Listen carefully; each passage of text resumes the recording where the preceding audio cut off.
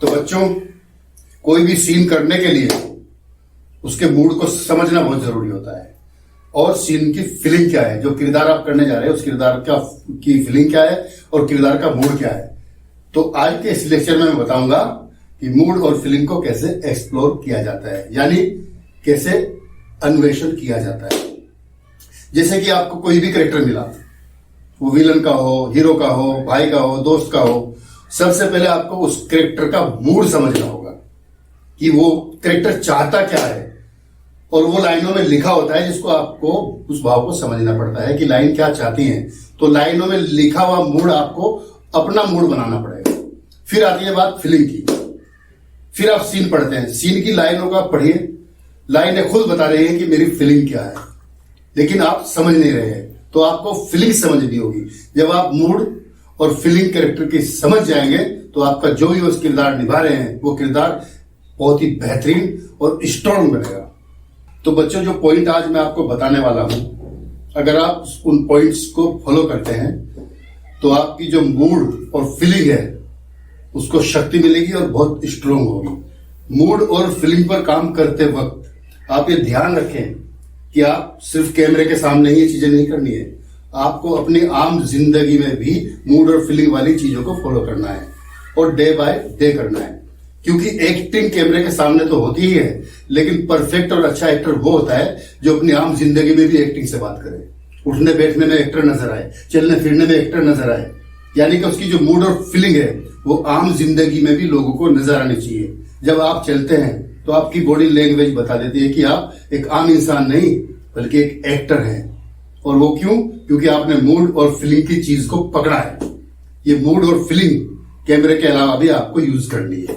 तो बच्चों, पहला पॉइंट, जो स्क्रिप्ट आपके पास फाइनल टच देकर आती है, जब उसकी शूट चालू होती है तो आपको क्या लगता है बड़ी आसानी से, बड़ी इजी से वो स्क्रिप्ट आ गई है? नहीं। सबसे पहले एक स्टोरी लाइन सोची जाती है, उस स्टोरी लाइन पर मंथन किया जाता है कि इसका स्क्रीन प्ले क्या होगा, सीन्स किस तरह के क्रिएट होंगे, फिर स्क्रीन प्ले पे काम होता है। और इसमें एक अकेले का दिमाग नहीं होता, इसमें बहुत सारे असिस्टेंट, डायरेक्टर सब मिलकर डिस्कशन करते हैं, फिर फाइनल टच देता है राइटर उस स्क्रीन प्ले को। अब स्क्रीन प्ले बन गया, स्क्रीन प्ले बनने के बाद काम शुरू होता है डायलॉग्स पे। अब राइटर डायलॉग्स लिखना स्टार्ट करता है। अब वो जो लाइन आपके हाथ में आई है उसमें राइटर ने जो लिखा है उसकी फीलिंग क्या रही होगी, क्या सोच के उसने किसी एक कैरेक्टर को क्रिएट किया, क्या सोच के उसने आसपास के दूसरे किरदारों को जन्म दिया। तो वो जो राइटर ने सोचा है वही फीलिंग, वही मूड अगर आप सोच लेते हैं, अपने अंदर उतार लेते हैं, परफेक्ट एक्टिंग आप तभी कर पाएंगे। क्योंकि अगर आप उसकी फीलिंग को नहीं समझेंगे, जिसने चीजें लिखी हैं, और उसके मूड को नहीं समझेंगे, तो आप एक्टर बन ही नहीं सकते हो। आपको लगता होगा बड़ी आसानी से स्क्रिप्ट घूम के आ गई, बड़े लंबे प्रोसीजर के बाद में ये फाइनल टच देकर स्क्रिप्ट आपके हाथ में जाती है। आपको यहां मेहनत करनी है, आपको इसकी मूड समझना है, कहानी में क्या लिखा हुआ है, कौन सा कैरेक्टर क्या चाहता है, और उसकी लाइनों की भावनाएं क्या है, फील क्या है, वो फील आपको अपने अंदर उतारनी होती है। आपने वो फील सारी समझ ली, राइटर का मूड समझ लिया, तो तब इन लाइनों को, इस स्क्रिप्ट को एक जिंदगी मिलती है और फिल्म स्टार्ट होती है, शूट होती है और डायरेक्टर उसको फाइनल करता है। बच्चों, मान लो आपको कोई एक कैरेक्टर करने के लिए दिया गया है। वो कैरेक्टर नॉर्मल भी हो सकता है, किसी पुलिस वाले का हो सकता है, किसी किन्नर का हो सकता है, किसी के देवर का, किसी के पति का। अब आप उस कैरेक्टर को पढ़ते हुए सोचते हैं कि इसकी इस तरह की एक्टिविटीज क्यों है, इसकी बॉडी लैंग्वेज ये क्यों है, इसका ये क्या है, मतलब तरह तरह के सवाल आप कर रहे हो अपने आप से। और अपने आप से सवाल करते हुए जिस दिन, जिस वक्त आप अपने आप से ही जवाब भी इसका निकाल लेंगे और वो फीलिंग ले आएंगे जिसके बारे में आप मंथन कर रहे हैं कि बॉडी लैंग्वेज ऐसी क्यों है, ये कैरेक्टर ऐसे क्यों कर रहा है, उनके जवाब जब आप खुद ही दे पाएंगे तो समझ लीजिएगा आप उसकी फीलिंग समझ गए हैं, सीन का मूड समझ गए हैं। जब आप सीन का मूड और फीलिंग समझ जाएंगे तो फिर इन सवालों का जवाब आपको खुद ब खुद मिल जाएगा, क्योंकि आप उस सीन का मूड और फीलिंग समझ चुके हो। और जब समझ चुके हो तो पर्दे में उतारने में तो फिर बड़ी आसानी होती है। बच्चों, एक और पॉइंट है अपनी मूड और फीलिंग को सुधारने का। सीखने का वो पॉइंट है। आपको कोई सीन करने के लिए मिला है और आप अकेले में उसकी प्रैक्टिस कर रहे हैं कि सीन का मूड क्या है, सीन की फीलिंग क्या है, तो आप अकेले में कैसे करेंगे मैं बताता हूं। आपके घर में एक बड़ा सा आईना रहता है जिसमें आप श्रृंगार करते हैं, बाल बनाते हैं, मेकअप करते हैं। वही आईना आपको सिखाएगा कि आपका मूड क्या होना चाहिए सीन में और आपकी फीलिंग क्या होनी चाहिए। क्यों? क्योंकि आप खुद को आईने में देख रहे हैं, आपके चेहरे पर वो मूड और वो फील नजर आ रहा है। उसको देखकर भी आप अच्छे से सीख सकते हैं, अच्छे से मूड और फीलिंग के बारे में जानकारी हासिल कर सकते हैं। और ये आपको सिर्फ एक दिन नहीं करना है, ये आपको एवरी डे 1 घंटा आधा घंटा करना है। जब आपको लगे कि आप परफेक्ट मूड में हो, परफेक्ट फीलिंग दे रहे हो जो सीन में लिखी हुई है।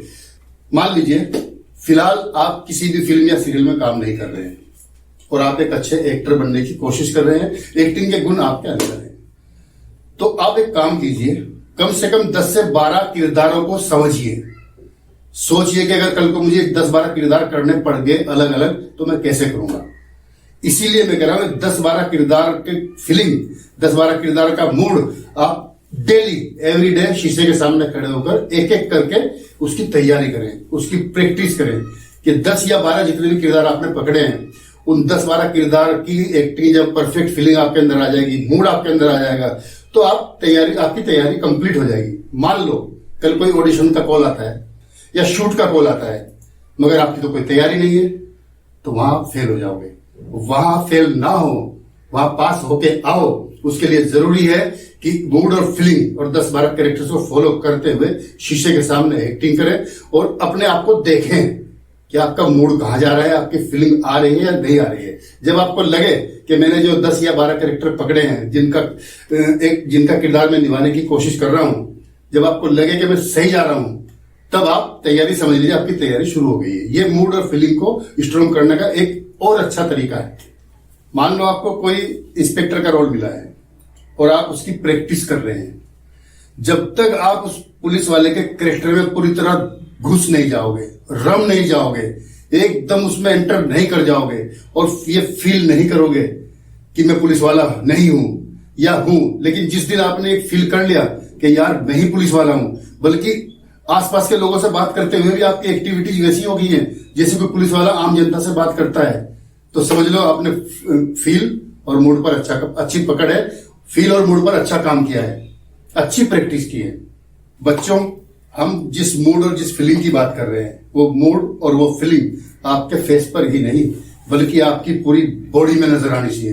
यानी आपकी बॉडी लैंग्वेज में भी वही मूड और वही फीलिंग होनी चाहिए, तब जाकर परफेक्ट एक्टिंग आपकी होती है। अगर आप ये मूड और ये फीलिंग अपनी बॉडी में भी ले आते हैं, यानी बॉडी लैंग्वेज से भी आप मूड और फीलिंग देते हैं, तो आप जो भी किरदार करने जा रहे हैं वो किरदार आप परफेक्ट करेंगे और बहुत अच्छे से निभा पाएंगे। क्योंकि मूड और फीलिंग को आप ये मत समझिए कि वो सिर्फ फेस पे दिखानी होती है, वो चलने में, उठने में, बैठने में, यानी बॉडी लैंग्वेज की जितनी भी हरकतें होती हैं वो मूड और फीलिंग उसमें भी आपकी नजर आनी चाहिए।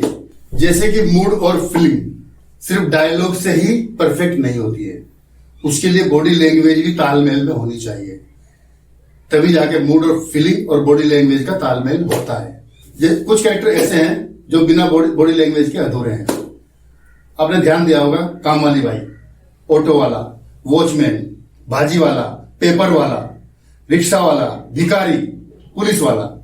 अब अगर ये लोग सिर्फ आप इनका कोई कैरेक्टर कर रहे हैं और उनके डायलॉग बोल रहे हैं, लेकिन उनकी बॉडी लैंग्वेज जो थी वो आपने फॉलो नहीं की, तो आप वो कैरेक्टर कर ही नहीं सकते। आपको प्रॉपर इन सब कैरेक्टर्स को, इन सब किरदारों को फॉलो करना होगा कि बोलते वक्त उनकी बॉडी कौन सी भाषा में है, किस तरह से उनकी बॉडी लैंग्वेज चल रही है। उनकी बॉडी लैंग्वेज को फॉलो करना बहुत जरूरी है, क्योंकि ये तालमेल होता है डायलॉग से बॉडी लैंग्वेज का। ये दोनों जब तक तालमेल एक नहीं होगा, वो कैरेक्टर में वो फीलिंग नहीं आएगी। तो इसमें मूड और फीलिंग आप दोनों पकड़ेंगे, जब फेस के साथ साथ बॉडी लैंग्वेज की भी। तो बच्चों, डायलॉग्स के थ्रू ही मूड और फीलिंग बयान नहीं की जा सकती, उसके साथ साथ सबसे बड़ा योगदान होता है बॉडी लैंग्वेज का। आपकी बॉडी भी उस फील और उस मूड में आनी चाहिए। तो बच्चों, जो बातें मैंने आपको बताई हैं, इन बातों को आपको फॉलो करना है और डेली प्रैक्टिस करना है। प्रैक्टिस बहुत जरूरी है। जब आप प्रैक्टिस करेंगे और अपनी तैयारी पूरी कर लेंगे, हो सकता है कोई काम का कॉल आ जाए, शूट का या ऑडिशन का, तो आप पूरी तरह से तैयार हो। और जब आप वो काम करने के लिए जाओ, शूट के लिए, ऑडिशन के लिए, तो आप औरों से बेहतर करके आओ, आपकी वहां पे तारीफ हो। तो इसी के साथ बच्चों आज का ये लेक्चर यही खत्म होता है।